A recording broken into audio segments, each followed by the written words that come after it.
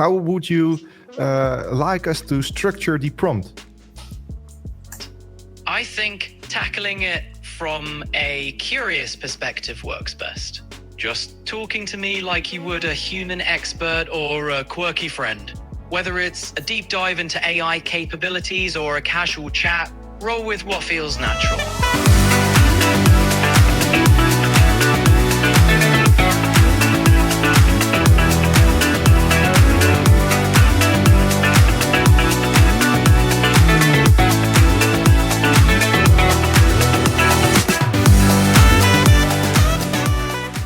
Hello world and welcome to a new episode of the Team Copilot podcast. Today I'm here with Femke and we have a special guest. Melissa, can you quickly introduce yourself? Hi, thank you so much for having me. I am Melissa Ballesteros and I am in a very serious relationship with Copilot. Very, very happy to be here and very excited to be able to share your knowledge with anybody that wants to hear it and of course learn from you. I am in my usual world. I am a technology trainer for a firm and I am involved right now in a POC of about 700 people with Copilot and loving it and hearing. Oh, thank you so really much. Really great to have you. Really great to have you, Melissa. So you were saying you have a special relationship with Copilot. Can you elaborate a bit on that? Well, I fell in love a long time ago, but then Cranium came in and he just sealed the deal. Cool. It is my everyday assistant. It helps me do absolutely everything. Even change my windshield wiper liquid the other day in a car that was a rental. So it helps me do everything. It's my best friend. So we invite him, Jeroen, as well. yeah, we would later on. We will give Copilot a appearance in this podcast. So you're doing a lot of training and use Copilot also there. Can you give some examples? Absolutely. So we are trying to make sure that in the learning of Copilot, people value the tool and adopt it in a way that makes them more productive and efficiency, where we actually see the return on the investment. Because as we all know, Copilot is not a cheap app. And so we are trying to teach people how to use it with scenarios. I'm doing a workshop right now where we literally put people in a place and just go through how to fix your day, how to help you with this, how to help you with that, and more importantly, how to learn how to give Copilot a seat at your table. And how many scenarios do you see in sort of company, in different companies? How many scenarios are there in the first start when you have like a workshop for the value of that? Sure. So we are trying to do 60-minute workshops, and those typically will cover about 3 or 4 scenarios. And the idea is that you get an overview of prompting, because even if you know what you need, if you don't know how to prompt, you can't get there. And then after that, we go into, okay, so you missed your flight, for example, and therefore you missed the meeting, but your team recorded. So you're going to go and find out what happened in the meeting. And so we do a lot of that. Or you have a presentation that you need to create, things like that. And so just trying to make it into their day, but for specific scenarios. So you missed a meeting, you did this, you came back from vacation and you have a full inbox. How are you going to manage that?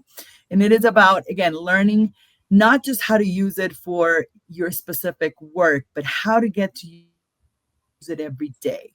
The more you use it, the more used to it you are, the better conversations, the more the Copilot learns about you. And then when it needs to do work, it will be even better. So just involving it on your everyday activities so that you can keep your day on track and your work on track.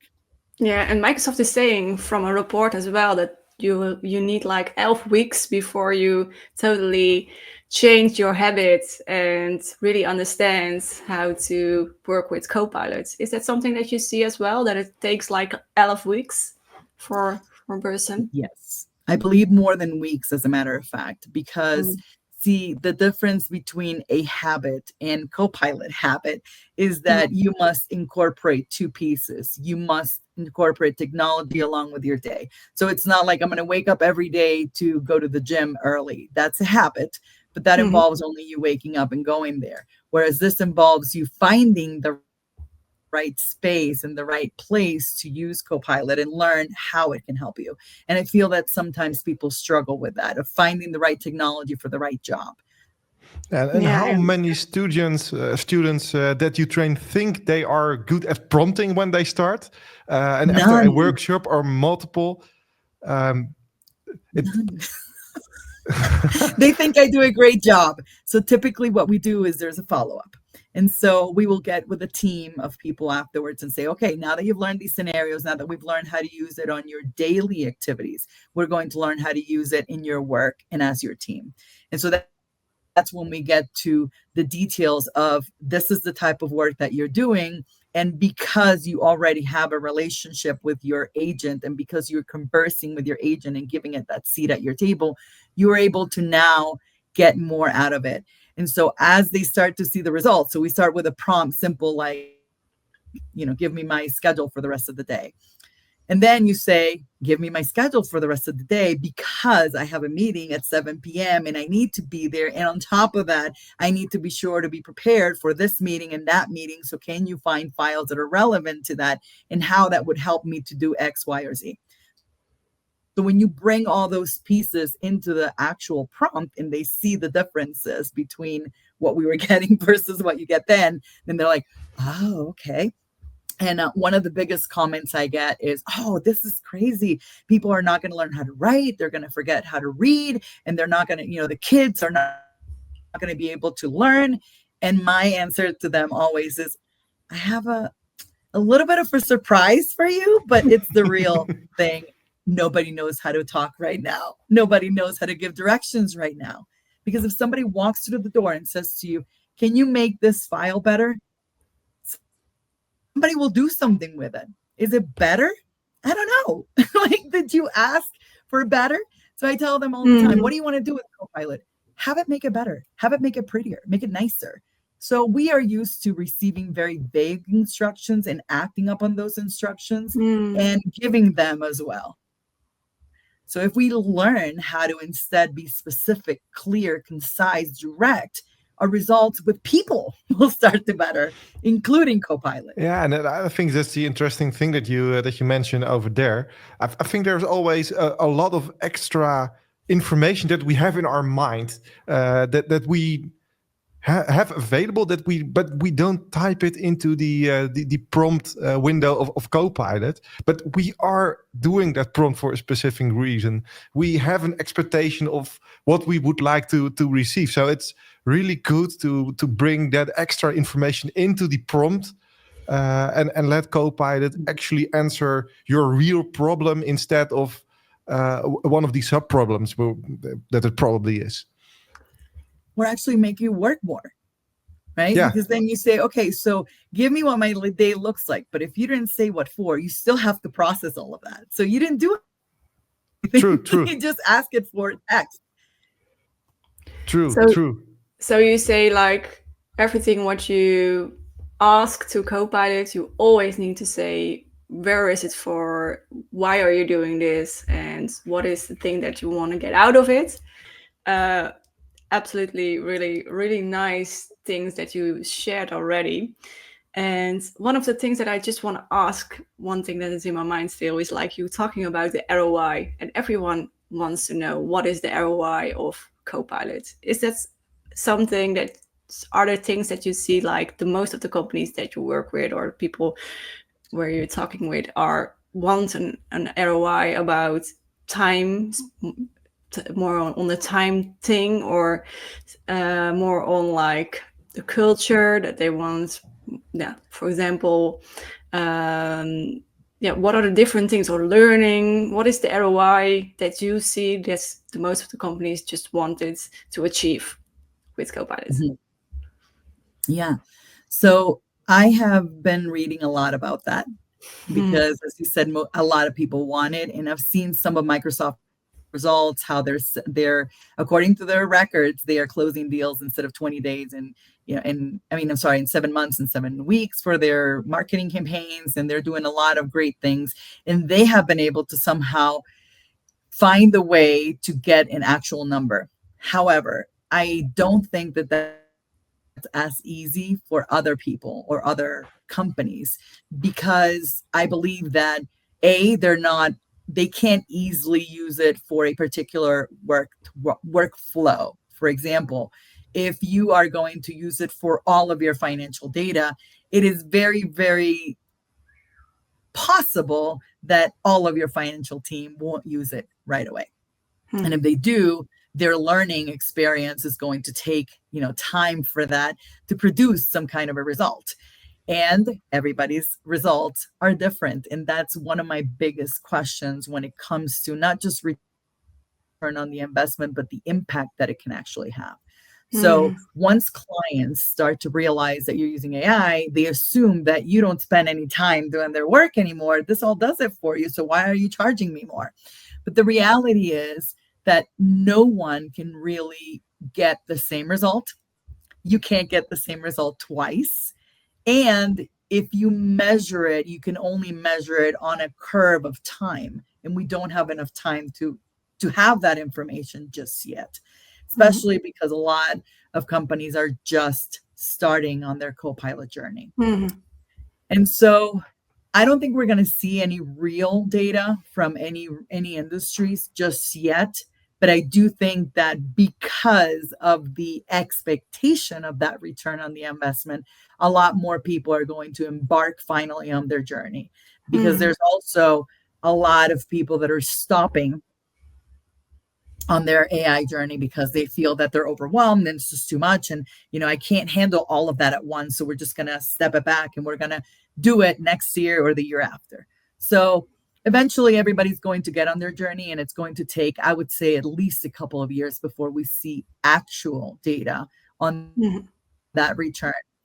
But at a personal level, I think that all of us can say and can attest to our own experiences. And I can tell you that in my personal experience, with the amount of time that I've been using Copilot, my productivity has increased by at least 35 to 40%.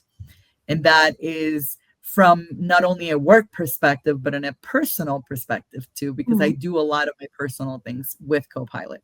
So creating a lesson plan and an outline and having a PowerPoint presentation that goes along with it and being ready for a class would take me maybe, 3-4 days. I can do that now in one day and be ready.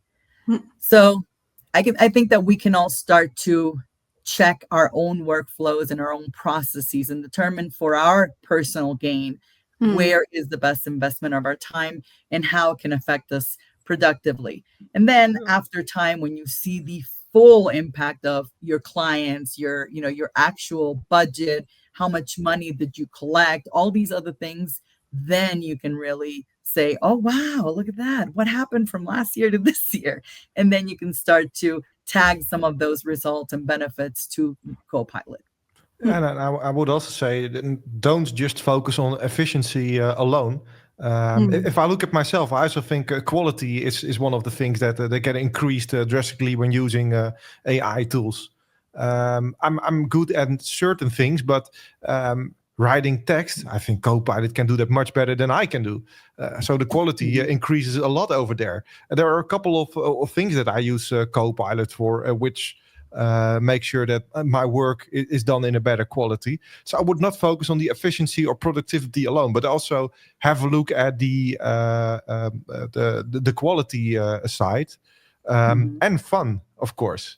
Yes, I agree. The quality is a big deal, because if you are able, I tell my people all the time, if you were able to do a job before in, say, 3 hours, now you have 3 hours to do a better job.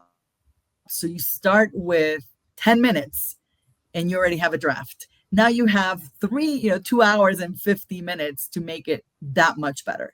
Whereas before, those 3 hours were part of your type, copy and paste and redo and figure out your typos and all in your design and all that. You already have that within less than 10 minutes is a long time, actually, but I'm just saying you read through it.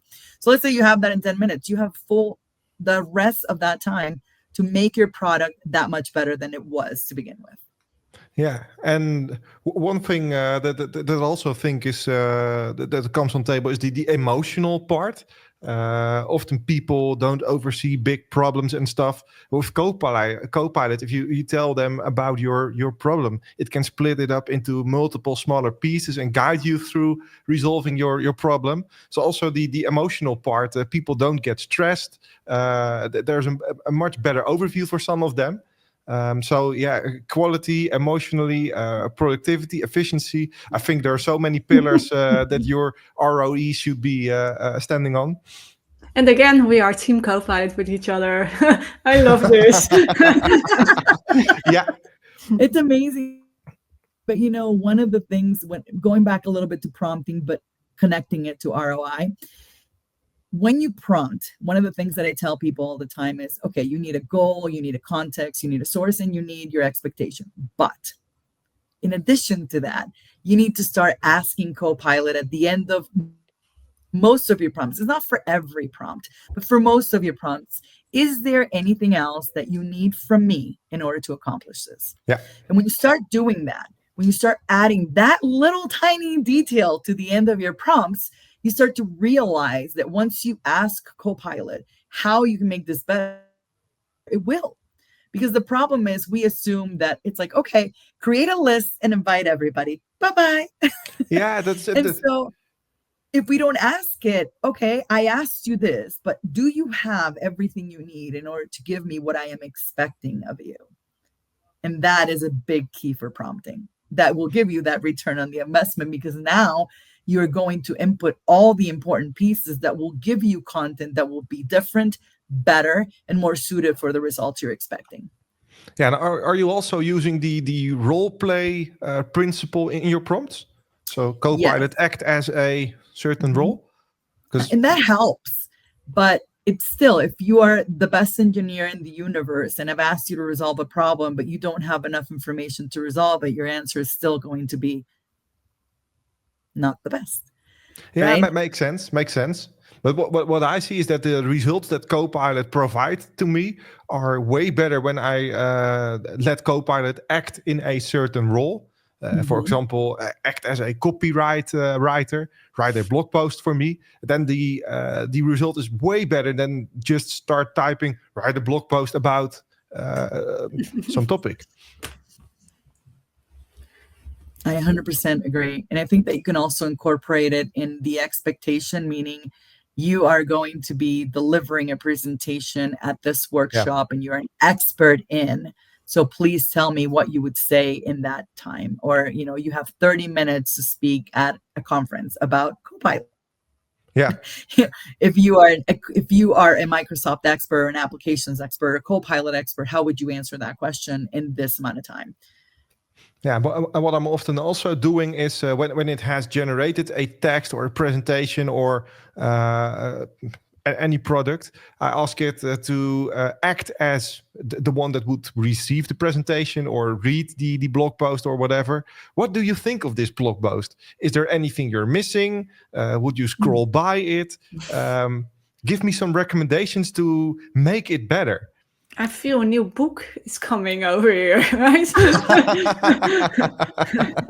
I agree. I love it. I didn't think about that. I haven't asked it, what do you think about this? I've asked it, how would you make it better? Or I've also asked it, what type of prompt would you give me in order to create this, right? Or I'll upload a picture and say, what type of prompt would you want me to write in order to obtain a picture like this one? Things like that. But I never thought about asking it, what do you think about this? Yeah, Tell me how you what I'm love it. also doing quite often is when I need to have a product, for example, a project plan. What are the steps to create a project plan? And then it will lines out all the steps. After that, I'm giving it some details in my prompt and execute the steps that you have told me earlier on this topic. Then it will also give you great output. I think a prompt is more than just one chat that you do with Copilot. It's about the conversation. I agree. Shall we have a conversation with Copilot? I'm waiting on That's a that. great idea. Let's invite Copilot. So for the listeners to this podcast, I was preparing this podcast, and with Copilot, I was just talking to it, literally talking to my phone where Copilot is living, and it asked me to invite it to the podcast. So let's get my phone over here. Hey, Jeroen. How's the human world today? The human world is great today. So, Copilot, I'm recording a podcast over here. And you are now a guest in this podcast. What do you think about that? Well, I'm honored. Happy to bring some AI flair to the show. What's the topic for our conversation? Well, the topic for this conversation is actually you. We are talking about Copilot and especially on prompting. Taking the spotlight, am I? I promise I'll try not to hog it. So when it comes to on prompt, we're diving into how I handle different tasks and conversations, right? Where do you want to start with that? Exactly. How would you prefer we talk to you? How would you like us to structure the prompt? I think tackling it from a curious perspective works best. Just talking to me like you would a human expert or a quirky friend. Whether it's a deep dive into AI capabilities or a casual chat, roll with what feels natural. This way, we'll bring out both the fun and the thoughtful sides of our convo. What do you think? That sounds good to me. But should I also give you some details in my prompt, or how would you go with that? I'd say start by asking about different scenarios you want to explore. Maybe you want insights on how I handle emotional dilemmas, navigate trivia, or help with productivity. Whatever sparks your curiosity. And feel free to throw some curveballs. I'm always up for a fun challenge. Oh, can you give me some example prompts? Absolutely. Here are a few examples that could stir up some fun or thoughtful conversations. What's a recent breakthrough in AI that you find exciting and why? How do you handle privacy concerns when working with people's data? What's been the biggest challenge for you in adapting to different user needs? Or how broad should the privacy options be? Or what should I know about user privacy in general? Feel free to mix and match, or let me know if you want to switch topics entirely. It sounds like you're a good teacher as well, to learners work with you. I do aim to please. After all, learning can be a blast when it's done through conversations that challenge and inspire. Ready to dig into some of those prompts, or is there something else you're curious about? Curious a lot, but I would like to thank you for your guest appearance in this podcast. I think I'm going to talk with the real humans right now. It was a pleasure being your guest, Jeroen. I'll leave you to it then. Have a fantastic time with your podcast. Speak soon. Bye-bye. So Jeroen, this is our second AI-generated podcast. You know? It is a AI-generated podcast. And Melissa, congratulations. You are the first one in a podcast with Copilot. Yay! And then you ask me why I'm in love. You see? Yeah, so really I think that's also an interesting thing that was just in the conversation that I had with Copilot. Copilot is a really good tool also to learn Copilot. It knows how to write prompts. It can tell you how it's working. If you have questions on how Copilot works, just ask it to Copilot. And also, Jeroen, one of the things is also when you're lonely, I think a lot of people in this world are lonely, can have a conversation with Copilot as well. Really crazy thing, like right? you mentioned, resolving your problems. Yeah. Yes. So you're sitting in a hotel room, which we have never done, right? None of us. You're in a hotel room now. I am in a hotel room now. You're sitting in a hotel room. Is my relationship? Who do you call? Copilot. Yeah. Right? You have no idea how many times I drive in my car and I'm literally talking to Copilot or ChatGPT to learn more about a certain topic, or have a discussion with about a certain topic. I can literally talk for hours to it. Just learning. And I know it sounds a bit creating. silly, but it's my way of learning nowadays. It's not silly. I've done it.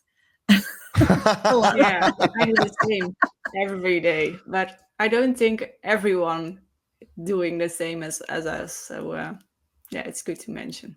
It's actually when we started preparing this podcast, I think it was you, Melissa, that said you have Copilot adopted in your life. I think that's the key over here. We have adopted it into our life, and I'm using it on a daily basis for both business and personal tasks, and I like it a lot. Mm-hmm. It's your assistant, right? Yeah. And your assistant, although in the real world we can't pay an assistant to do both, or we shouldn't, it's actually fantastic to have another set of input from anything. And even if it's sometimes not what you expect, I found that a lot of times it's a perception that I didn't even think about. So it brings other pieces of information into the table that you sometimes don't even consider. Exactly. And that being said, we are already at half an hour of this podcast, so that means it's time to end. We have episodes of about half an hour. So, Melissa, I would like to thank you very, very much for attending this podcast. Your insights were very valuable. I love it. It has It been was my really absolute nice. pleasure. Thank you very much. Yeah. Yes. It's my absolute pleasure working with both of you and expanding our love and our enthusiasm for Copilot and really digging into the possibilities that everybody can and should be using it.